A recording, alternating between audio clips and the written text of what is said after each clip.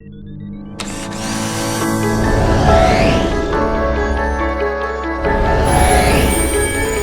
yes, you can.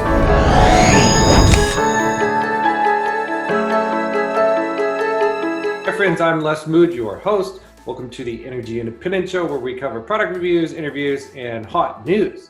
According to BusinessInsider.com, a new U.S. Air Force-backed eVTOL debuted in May has racked up $265 million in orders.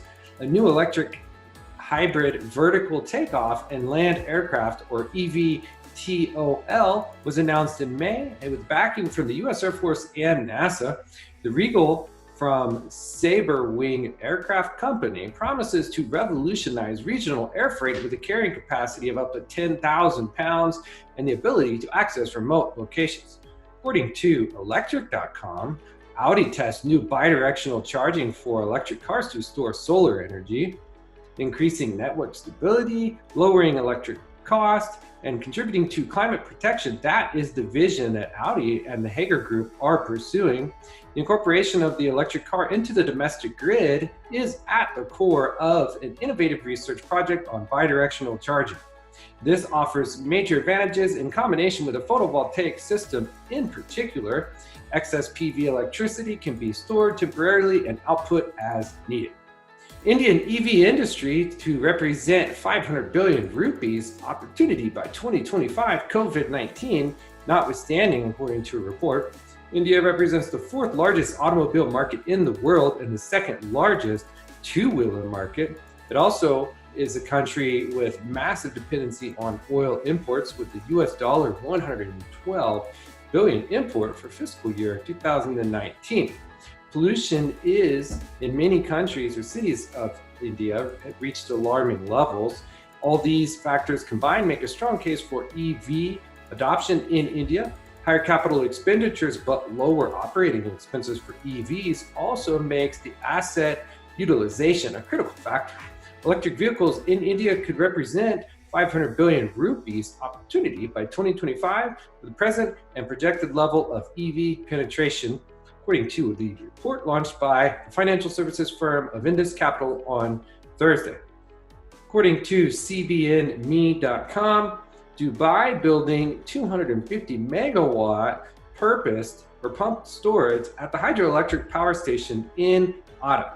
The hydroelectric power station will use water in the Hatta Dam, and an upper reservoir will be built in the mountain. During off-peak hours, advanced turbines will use clean solar power from the Mohammed bin Rashid Al Maktoum Solar Park to pump water from the dam to upper reservoir. Turbines operated by the speed of waterfall from the upper reservoir will be used to generate electricity through a 1.2 kilometers subterranean water canal. With high efficiency in power generation and storage, and with a 90-second response to demand for electricity. According to Hackaday.com, liquid air energy storage, a power grid using regular old ambient air. This technology is called Cryogenic Energy Storage, or CES, or Liquid Air Energy Storage, LAES. It's a fairly new energy scheme that was first developed a decade ago by UK inventor Peter Dearman as a car engine. More recently, the technology has been reimagined as power grid storage. UK utility Highview Power have adopted the technology and putting it to the test all over the world. They have just begun construction on the world's largest liquid air battery plant, which will use off-peak energy to charge an ambient air liquefier and then store the liquid air, regasifying it as needed to generate power via a turbine. The turbine will only be used to generate electricity during peak usage. By itself, the LAES process is not terribly efficient, but the system offsets this by capturing waste heat and cold from the process and reusing it. The biggest upside is that the only exhaust is plain, breathable air. According to electricityforum.com, how virtual power plants will change the future of electricity. Virtual power plant acts as a generator, says Amit Narayan, Chief Executive Officer of AutoGrid, in an interview. It is one of the top 5 innovations of the decade. If you look at Sunrun, 60% of every solar system it sells in the Bay Area is getting attached to a battery. The value proposition comes when you can aggregate these batteries and market them as a generation unit. The pool of individual assets may improve over time, but when you add this up, it is better than a large-scale plant. It is like going from a multi-mainframe computer to laptops.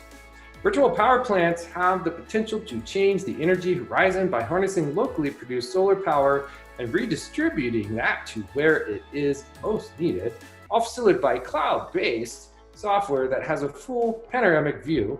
At the same time, these smaller distributed assets can add more reliability and give consumers greater peace of mind, a dynamic that does indeed beef up America's generation and delivery network.